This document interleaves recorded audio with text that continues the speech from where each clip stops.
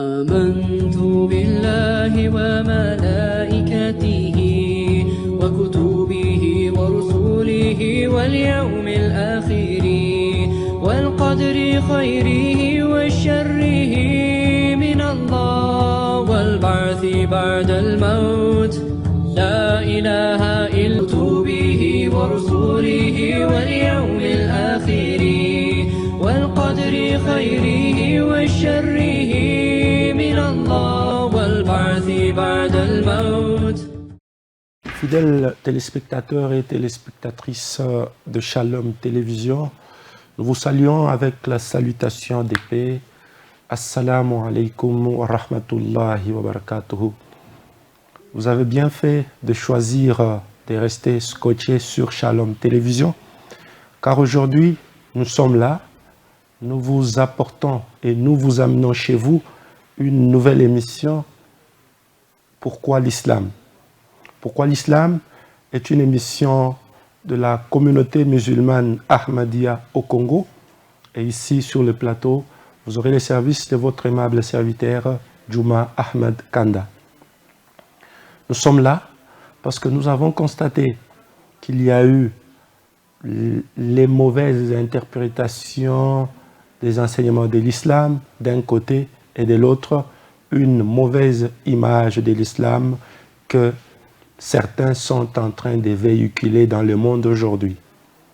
L'islam est une religion qui a des enseignements très beaux et qui est basée sur les meilleurs enseignements qui puissent exister. Mais pourquoi aujourd'hui l'image de l'islam est ternie? C'est pourquoi nous sommes là pour essayer de ramener l'islam sur... nous essayons de ramener l'islam à revêtir sa robe d'antan. Pourquoi l'islam vient ici? Pour vous dire que depuis le fondement ou la création et la fondation de l'humanité, nous n'avons connu qu'une seule religion qui est l'islam. C'est la seule religion qui a existé depuis Adam jusqu'à aujourd'hui, c'est l'islam.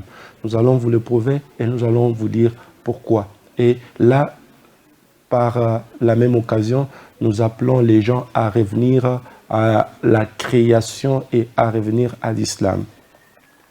Comme toute religion, l'islam étant monothéiste, c'est-à-dire nous croyons en un seul Dieu, le Créateur, le Tout-Puissant, celui qui a la souveraineté et celui qui a tout à son pouvoir.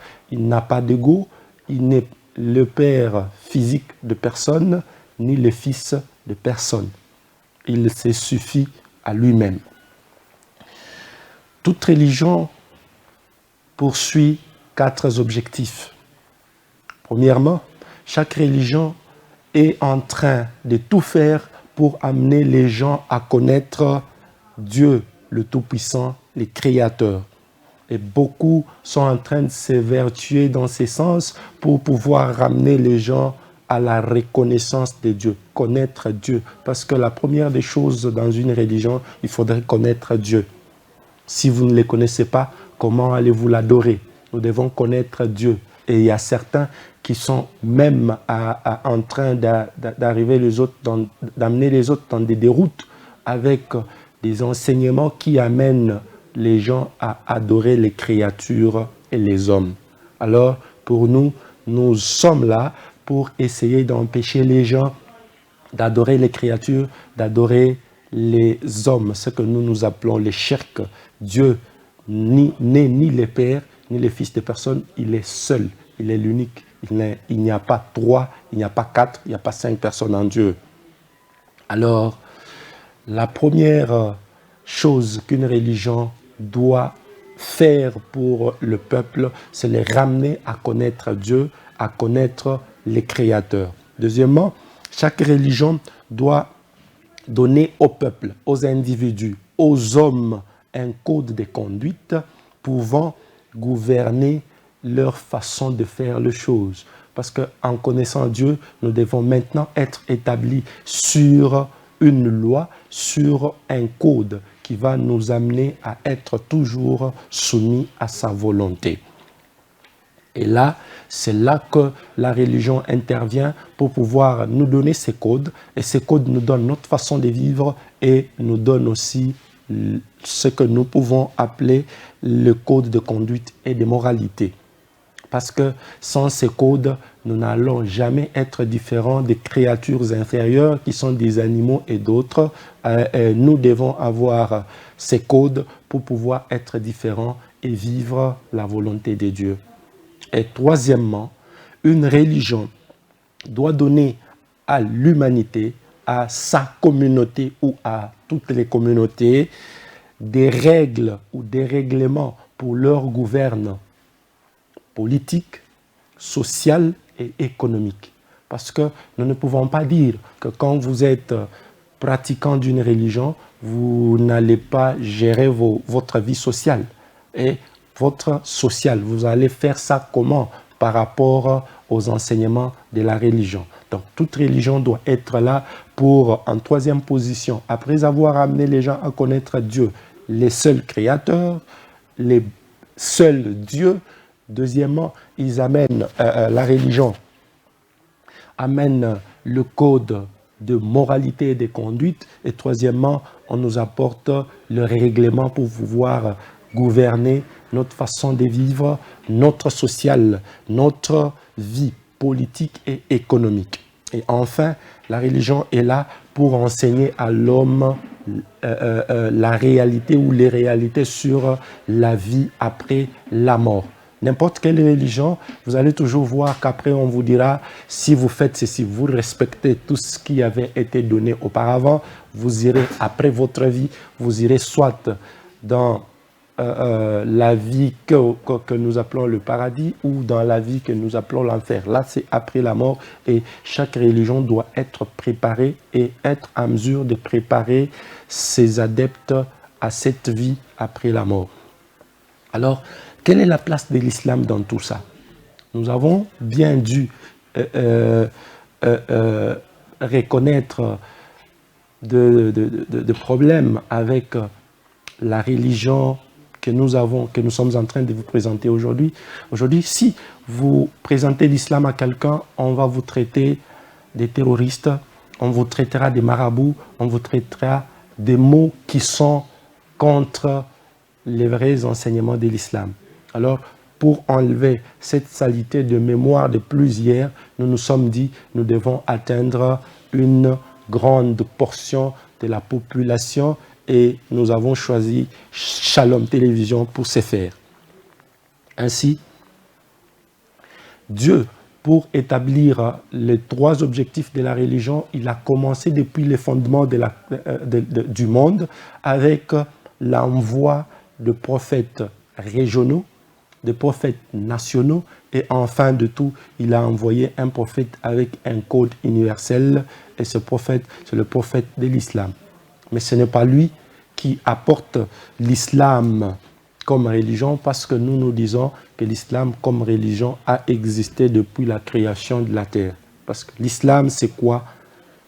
L'islam, c'est la soumission totale à la volonté de Dieu. Et chaque enfant qui naît, chaque personne qui naît, il est soumis à la volonté de Dieu. Vous êtes soumis à votre naissance à respecter ou vous êtes directement soumis aux lois qui gouvernent la nature. Et ces lois sont la volonté de Dieu. C'est pourquoi nous disons que l'islam, c'est la soumission complète à la volonté de Dieu. Comme nous naissons soumis à la volonté de Dieu, nous naissons musulmans. C'est après que chacun s'est choisi son chemin, il s'est choisi de devenir bouddhiste, de devenir juif, chrétien ou de rester musulman. Alors, ainsi, nous disons que l'islam, c'est la seule religion qui a existé depuis Adam comme première personne à qui Dieu a adressé sa parole. Et quand Dieu communique sa parole à quelqu'un pour qu'il annonce aux autres, ici, nous devons déjà effacer cette histoire. Nous savons que ce que nous avons appris jusqu'aujourd'hui, Adam est la première créature humaine, c'est-à-dire le premier homme que Dieu a créé. Et si nous prenons ces contextes, que Dieu a communiqué avec Abraham, avec Adam, pour qu'il fasse de même avec son peuple. C'est-à-dire qu'il y avait déjà un peuple et Dieu choisit Adam comme son khalifa, comme son représentant. Il ne pouvait pas se prendre un représentant sur les animaux, il ne pouvait pas se prendre un représentant sur les arbres. C'est pourquoi il dit dans le Coran qu'il a choisi Adam comme le khalifa, comme son représentant. Alors, il est là pour les représenter auprès des autres, pas auprès des animaux. Donc, c'était lui le premier prophète, parce que c'est lui le premier homme avec qui Dieu a transité pour pouvoir atteindre son peuple. Et depuis Adam jusqu'à Muhammad sallallahu alayhi wa sallam, jusqu'à ce jour, l'unique religion qui a existé, c'est l'islam. Vous allez voir que le passage de plusieurs prophètes que nous appelons régionaux ou nationaux, le passage de ces prophètes, que ce soit dans d'autres écritures, la Torah, les Zabours, l'Évangile, vous verrez que ces prophètes-là n'ont pas clairement dit que la religion qu'ils apportaient était telle ou telle autre religion. Prenons le cas de Moïse. Moïse, dans la Bible, il vient avec une religion, il enseigne. Et après son départ, ce sont ses suivants qui disent, comme il était descendant de, nous, notre religion, c'est le judaïsme. Et vous voyez? Donc, ce sont les adeptes qui ont voulu que leur religion soit appelée dans ces sens. Mais Moïse, lui, n'avait pas dit qu'il était judaïste ou il avait apporté le judaïsme. Nous remontons encore plus haut avec le patriarche Abraham. Vous verrez qu'il a enseigné et le Coran même l'appelle Hanifan Muslim, donc un musulman qui était soumis. Et ici, c'est pour vous dire que l'islam, comme religion, n'a pas commencé avec Muhammad, il a commencé bien avant Muhammad, sallallahu alayhi wa sallam.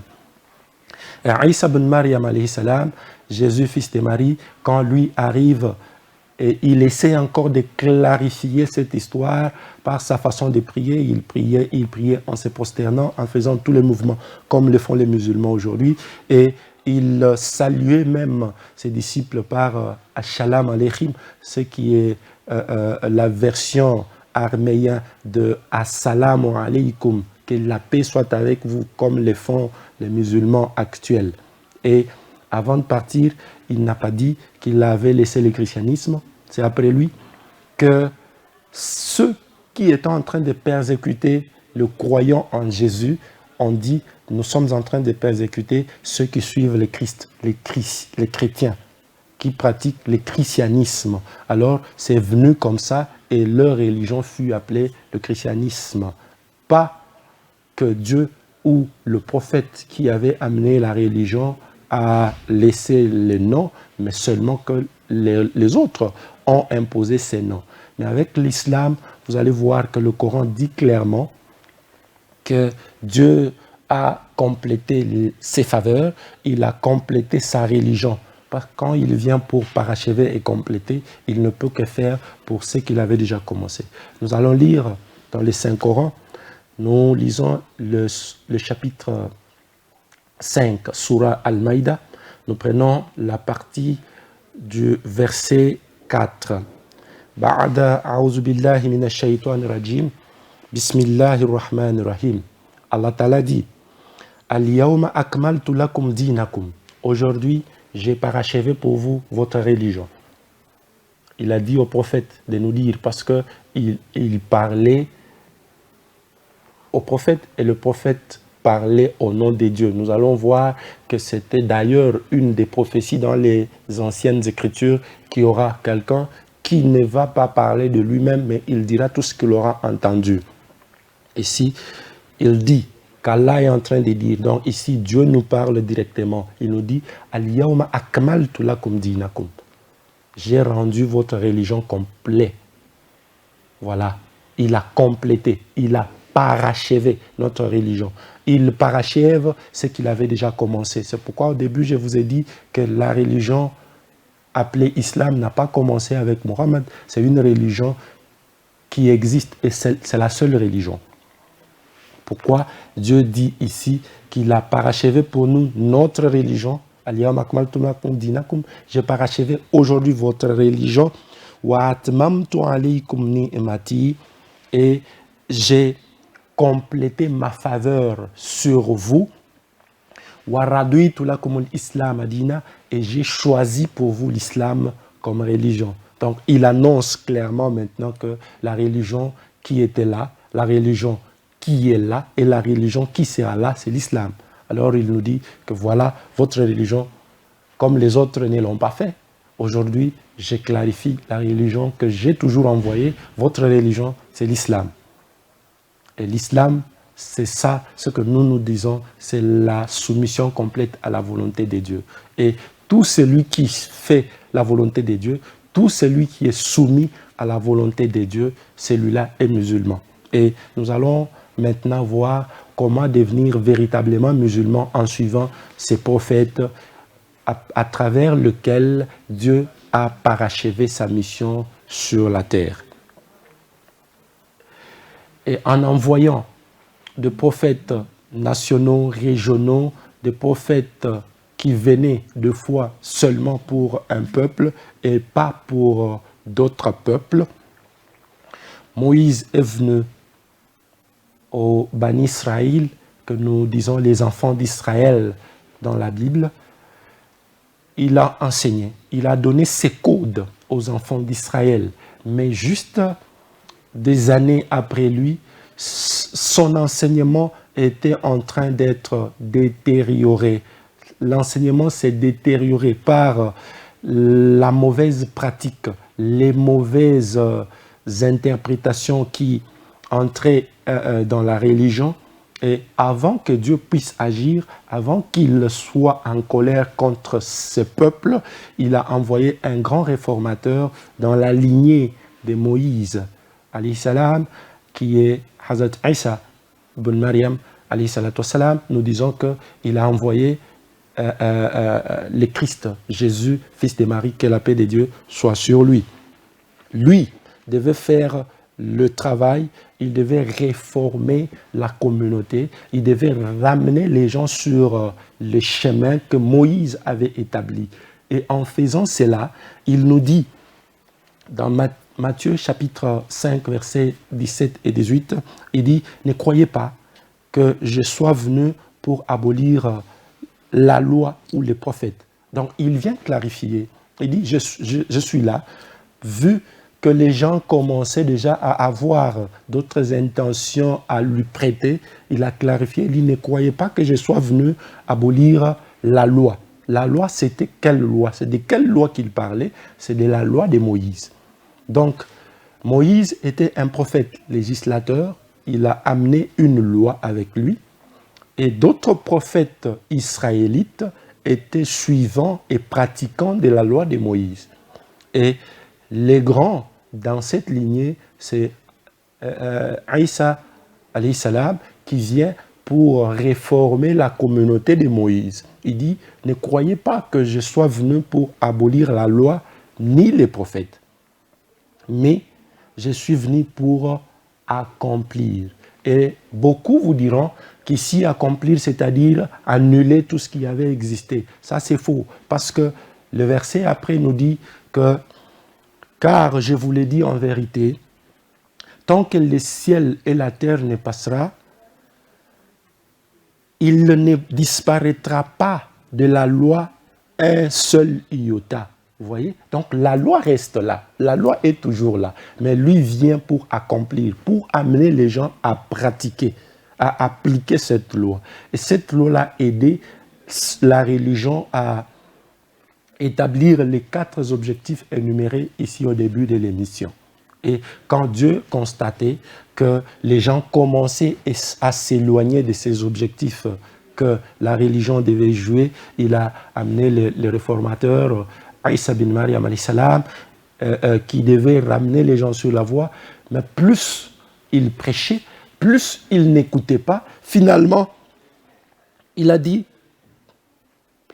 que faites attention, car comme vous ne comprenez pas, le royaume de Dieu ici avec lequel vous blaguez vous sera enlevé et sera donné à un autre peuple qui en rendra le fruit. Là, ça annonce clairement que Dieu, ayant travaillé avec les enfants d'Israël, devait maintenant travailler avec une autre nation, un autre peuple à qui il va renouveler sa confiance comme il l'avait déjà dit à Moïse au début.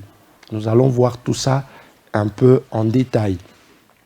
Et nous disons ici que Isa ben Mariam, Jésus, fils de Marie, que la paix soit sur lui, était prophète aux enfants d'Israël, suivant la loi de Moïse et pratiquant les enseignements de Moïse.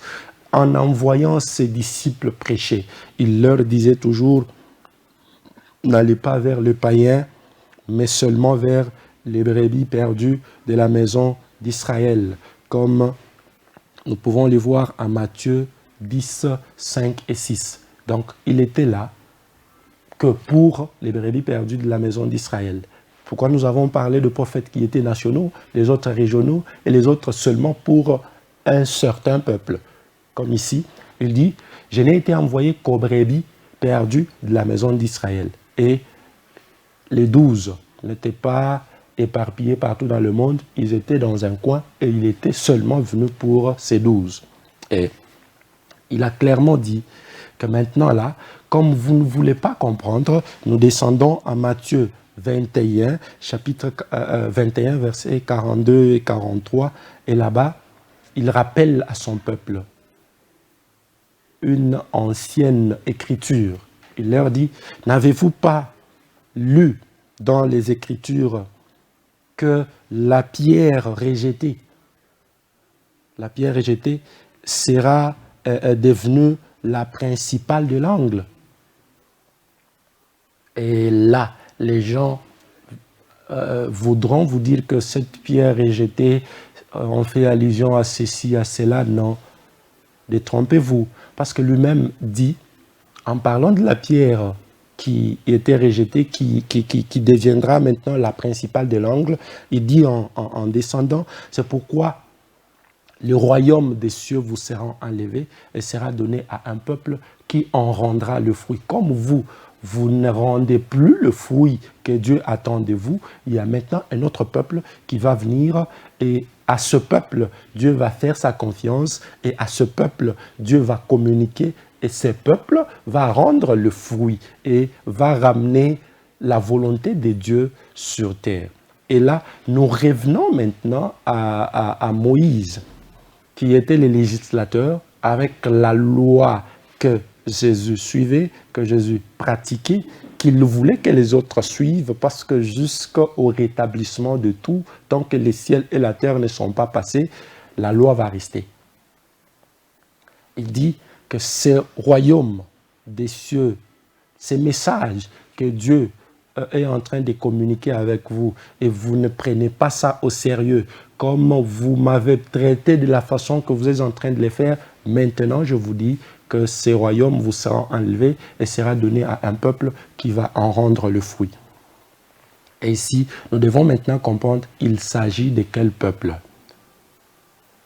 Nous revenons dans l'Ancien Testament, dans les livres de Deutéronome, chapitre 18, verset 18.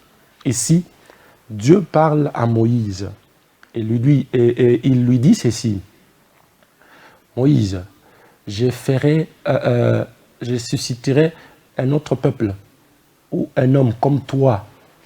Okay? Il dit qu'il va susciter un autre messager comme Moïse. Un messager comme Moïse parlé dans Deutéronome 18, c'est un messager, un législateur, un messager qui devait avoir aussi une suite d'autres messagers comme Moïse, un messager qui devait venir avec une loi, pas pratiquant ou suivant la loi d'une autre personne, mais lui-même serait législateur. Il viendra avec une loi. Deuxièmement, ce messager ne parlera pas de lui-même. Il dira tout ce qu'il aura entendu. Donc, il écoute des dieux et il communique. Si vous prenez le Coran ici, que nous croyons être la parole des dieux, venue ou révélée à travers le prophète sallallahu alayhi wa sallam, Muhammad, vous allez voir qu'au début de chaque chapitre, quand la révélation commençait, Muhammad disait à son peuple, Bismillahirrahmanirrahim. Ce que je vous dis ça au nom des dieux, les gracieux, les miséricordieux. Donc, il ne parlera pas de lui-même. C'est ça. Et il ne parlait pas de lui-même pour accomplir la prophétie. Et ces prophètes devaient venir des autres qui sont les frères de Moïse. Et les frères de Moïse, là, nous prenons directement les frères des Israélites, qui sont des Ismaélites. Donc, ces enfants d'Ismaël, qui sont les frères des Israélites, devraient maintenant hériter aussi leur part. Et Dieu avait déjà promis à Ismaël qu'il fera de lui une grande nation. Et dans cette grande nation, il devait y avoir aussi des prophètes. Voilà pourquoi, ici, Jésus est en train d'amener les gens à comprendre qu'ils ont foulé aux pieds les faveurs de Dieu. Et pour cela, la punition, c'est quoi? C'est qu'ils allaient perdre ces avantages qu'ils avaient avec Dieu. Il allait arrêter d'envoyer des messagers sur cette lignée mosaïque et il allait prendre une autre voie. Il allait donner la loi à un autre peuple. Et il a donné sa loi qui est le Saint-Coran et il a parlé avec ce prophète qui était frère de Moïse venant d'Ismaël et celui-là aussi a eu beaucoup qui sont partis de ses enseignements jusqu'à aujourd'hui, il continue à pratiquer. Alors, nous sommes en train de vous appeler vers cette religion, cette voie qui est venue juste après que les enfants d'Israël aient dérouté et cette faveur est maintenant avec ces peuples qui rend maintenant le fruit à Dieu. Et comment ça fait-il que, malgré tout ce que nous disons, aujourd'hui les musulmans sont traités de tout ce que vous connaissez. Ils sont terroristes, ils sont marabouts, ils sont ceci, cela. Je vous dis clairement ici que ce que l'islam est en train de souffrir aujourd'hui, ce sont les résultats des musulmans eux-mêmes. C'est-à-dire quoi? Ils ont oublié les vrais enseignements de l'islam et ont commencé à mêler la politique et autre chose aux enseignements. Nous prenons juste un petit exemple. Vu que l'islam est déjà très mal vu et son message est déjà corrompu par ceux qui veulent détruire l'islam, qu'est-ce qu'ils font? Quand Jean, Joseph, Martin tue quelqu'un, à ce moment-là, c'est Martin, c'est Jean, c'est Luc. Mais quand c'est quelqu'un qui porte le nom, par exemple, d'Ahmad, qui porte le nom de Sabir, qui porte le nom islamique et qui est musulman, directement, on ne dit pas que tel a fait, mais on voit l'islam. Ça, c'est une façon de salir l'image de l'islam. C'est-à-dire quoi? Quand quelqu'un d'une autre religion commet un bévue, on voit la personne et on juge la personne. Mais quand c'est un musulman, on voit la religion. Pourquoi tout ça? C'est parce que on a amené nos frères à croire que qu'en mourant avec les gens, en citant les noms des dieux, par exemple, vous allez vous retrouver au paradis. Mais ce Coran, les enseignements qu'il incarne nous dit que quiconque tue une âme innocente est comme celui qui a tué l'humanité tout entière.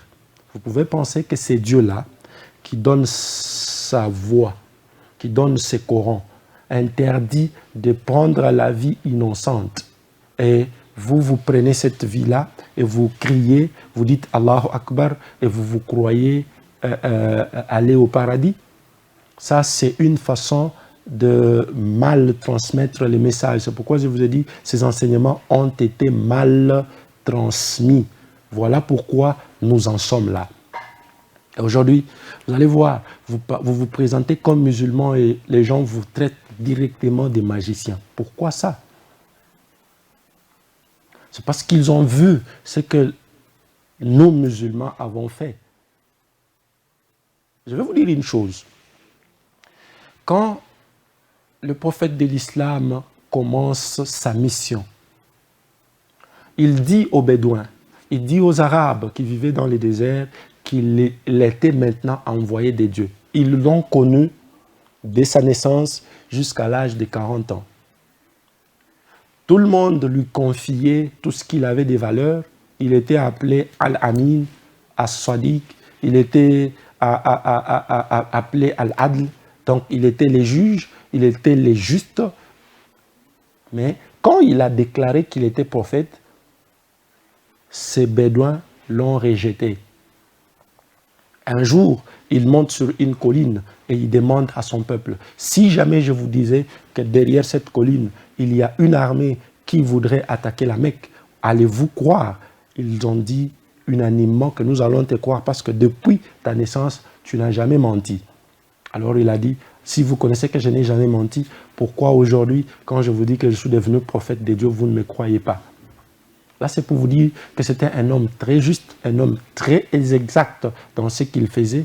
Mais quand il a dit seulement à son peuple que maintenant il était porteur d'un message, il y avait quelqu'un qui communiquait avec lui, les dieux qui étaient l'unique communiquaient avec lui, son peuple est devenu contre lui parce que eux étaient des polythéistes, c'était des idolâtres.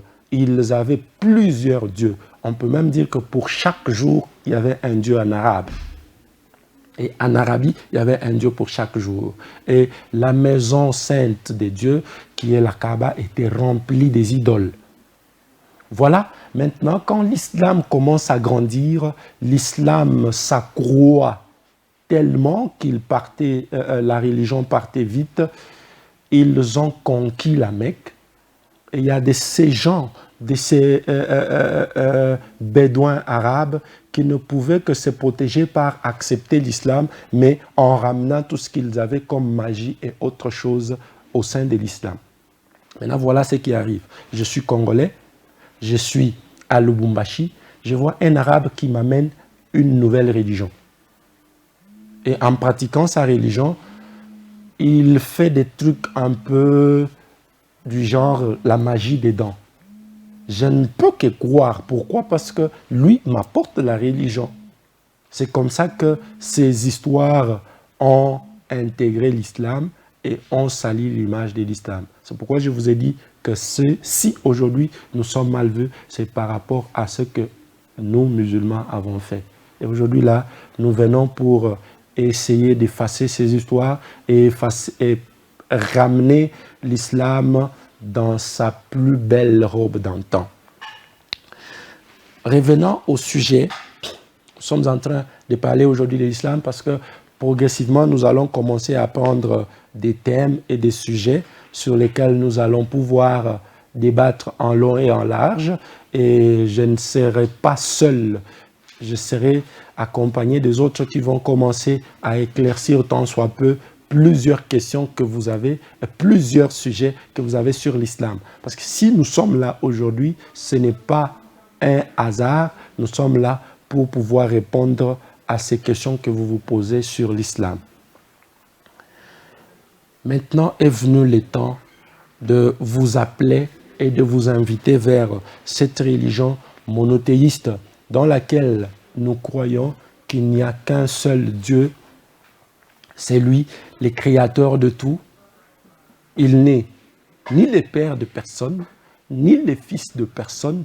Et dans sa souveraineté, il ne partage avec personne. Il est le seul à prendre ses décisions et il est le seul à gouverner le monde. Ici, qu'est-ce que nous voulons dire? Nous voulons vous ramener à croire et accepter ces messagers que la Bible avait prophétisé Parce qu'aujourd'hui, si nous lisons les anciennes Écritures, nous allons trouver des traces promettant la venue d'un prophète qui devrait venir, comme dans Deutéronome. Il y a beaucoup qui sont en train de s'approprier cette prophétie. Mais quand vous prenez ça littéralement et vous prenez ça dans tous les sens, vous verrez que ça ne peut s'appliquer qu'à un seul messager, c'est lui, le messager de l'islam. Et progressivement, nous allons voir beaucoup d'autres révélations et beaucoup d'autres signes et prédictions de l'arrivée de Muhammad sallallahu alayhi wa sallam dans la Bible. Aujourd'hui, nous allons seulement toucher quelques points par-ci par-là parce que c'est une émission qui introduit une chaîne des émissions que nous allons commencer à passer ici sur Shalom Télévision, et nos numéros qui sont affichés au bas de votre écran, vous pouvez contacter et poser vos questions, et à ces moments-là, à partir des questions que vous allez poser, nous allons revenir ici pour répondre et édifier toute la population et édifier toutes les autres personnes ayant les mêmes questions que vous. Nous avons ici parlé de Deutéronome 18, verset 18, et nous allons aussi voir en Deutéronome 33, verset 2, là-bas, nous lisons « L'Éternel est venu du Sinaï ». Là, on éclaircit encore. Là, ici, les gens peuvent dire que Deutéronome 18 pourra s'appliquer à tel ou tel autre prophète, ce qui ne peut en aucun cas être prouvé. Et en nous prenant Deutéronome 33, verset 2, vous verrez qu'ici, il n'est question que d'un seul prophète que le monde ne peut pas nier. Qu'est-ce qu'on nous a amené à croire? On nous a amené à croire qu'après Jésus, c'est fini. Personne ne peut encore prétendre amener les gens vers Dieu. Et pourtant, avant lui, il y a ceux qui l'ont fait. Et comment, après lui, cette porte devait se fermer? Voyons, il nous dit, l'Éternel est venu du Sinaï, il s'est levé sur eux des Séhir, il a resplendi de la montagne des Parans, et il est sorti du milieu des 10 000 saints. Il leur a de sa droite envoyé le feu de la loi. Nous allons essayer d'exploiter ça lentement. On nous dit, l'Éternel est venu du Sinaï. Quand l'Éternel, Dieu, vient du Sinaï, là, le mont Sinaï, ici, c'est une métonymie pour parler de Moïse. C'est une figure de style. Pour parler de Moïse, Dieu parle de Sinaï. Donc, Sinaï représente Moïse et Moïse représente Sinaï. Dieu apparaît, il vient de Sinaï. Et Séhir, c'est cette chaîne de montagnes dans la région où est venu Jésus. Donc là, le débat est clos de ce côté. On parle de Moïse, on parle de Jésus, qui représente les monts Séhir et les monts Paran. Les monts Paran, quand vous voyez, Paran ici, c'est à la Mecque, dans la péninsule arabique. C'est là qu'on retrouve les monts Paran. Donc, on parle de Moïse comme Sinaï, on parle de Jésus comme Séhir, et on parle de Muhammad sallallahu alayhi wa sallam comme celui qui devait venir de Paran. Et pour éclaircir encore beaucoup plus, on nous dit qu'il aura à sa droite le feu de la loi. Donc, c'est un messager qui devait venir avec une loi comme Moïse. Mais si vous dites que celui-là aussi, pour des esprits qui voudraient tout mettre sur Jésus, ils vont dire que là, on parle encore de Jésus. Mais Jésus n'a jamais apporté une loi. Lui-même était pratiquant et suivant de la loi de Moïse. Donc ici, vous voyez clairement qu'on est en train de faire allusion à notre prophète, Mohammed sallallahu alayhi wa sallam. Et troisièmement, il y a même des termes anciens dans les anciennes versions de la Bible où on nous parle de paraclet. Quand Jésus promet à son peuple, il dit qu'il est bien que je puisse partir pour que les consolateurs viennent. Et dans les anciennes versions, on nous parle du paraclet. Et le paraclet, c'est-à-dire le plus loué. Quand vous prenez ça littéralement et vous traduisez en arabe, ça vous donne Mohammed. Mais les traducteurs et les interprètes de la Bible ont tout fait pour pouvoir changer ces noms, ces termes et amener les gens à croire dans d'autres histoires. Mais Dieu est toujours en train de protéger quelques traces pour montrer aux gens que ce messager n'est pas un faux, il n'est pas celui que vous croyez, que les gens veulent que vous croyez, mais c'est un messager promis par les autres, ses prédécesseurs, et lui devait faire aussi la même chose. Quand il est arrivé, il nous a apporté l'islam dans sa complétude, l'islam qui est une religion qui avait déjà commencé avec Adam jusqu'à Mohammed, et il atteint sa complétude, c'est-à-dire ce qu'on faisait à moitié par les autres, ici nous le faisons complètement. Ce que les autres n'ont pas fait parfaitement, ici avec l'islam, c'est perfectionné. Là, nous allons parler de rites. Par exemple, la prière. Si on avait enseigné une partie de la prière à un prophète avant Mohammed, sallallahu alayhi wa sallam, et une autre partie à un autre prophète, vous allez voir, par exemple, nous prenons ça, c'est un petit cas de la prière islamique, de la prière musulmane. Vous verrez que dans d'autres religions, les gens prient étant debout.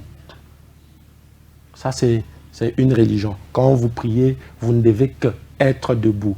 Et dans d'autres religions, les gens prient pour prier, ils se mettent sur les genoux. Et chez les autres, les gens se prosternent. Et chez les autres, les gens s'inclinent. Et comme l'islam vient pour unifier tout et compléter tout ce qui avait existé, vous verrez que dans notre rite de la prière, nous avons une partie où nous sommes debout devant notre Seigneur. Il y a une partie où nous nous inclinons. Il y a une partie où nous nous prosternons. C'est-à-dire, nous avons englobé tout ce qui avait existé comme type de prière et nous avons rendu ça dans une seule prière. Et ici, c'est-à-dire, l'islam est une voie du milieu, le juste milieu.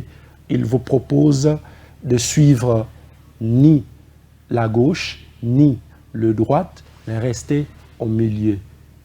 Et avec ces enseignements que nous allons commencer à vous présenter ici sur le plateau de Shalom Télévision, nous espérons bien que beaucoup vont enlever ces mauvais jugements qu'ils avaient de la religion qui est la meilleure et qui est la seule à pouvoir exister depuis la création jusqu'à aujourd'hui.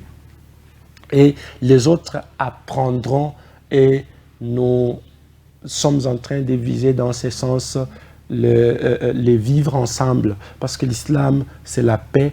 Et là où un musulman vit, personne ne doit se sentir lésé, ni par la bouche du musulman, ni par sa langue, ni par son comportement. Donc ici, quand vous vivez à côté d'un musulman, vous devez vous sentir en sécurité et en paix parce que lui est là pour propager la paix premièrement. Quand il propage la paix, c'est dans son comportement, dans ses dires, dans sa façon d'être. Vous avez un musulman qui fait tout ce qui est contraire à ce que moi je suis en train de vous dire, qui vient du Saint-Coran. Celui-là, ne dites pas qu'il pratique l'islam, ne le jugez pas par rapport, ne le prenez pas comme échantillon pour représenter l'islam, mais considérez cela comme son comportement et c'est contraire à la volonté de Dieu et c'est contraire aux enseignements de l'islam.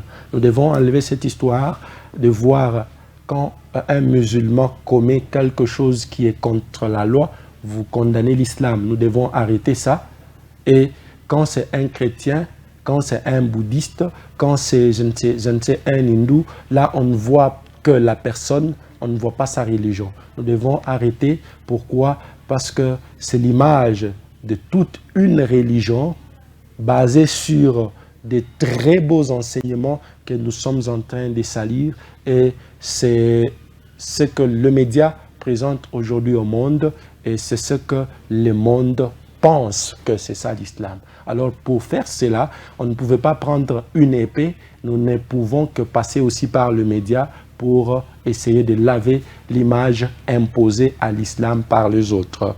Et nous vous souhaitons tous les meilleurs, et nous espérons qu'avec la suite et la succession de ces émissions, beaucoup seront édifiés. Assalamu alaikum wa rahmatullahi wa barakatuh. آمنت بالله وملائكته وكتبه ورسله واليوم الآخر والقدر خيره وشره من الله والبعث بعد الموت لا إله إلا به ورسله واليوم الآخر والقدر خيره وشره من الله والبعث بعد الموت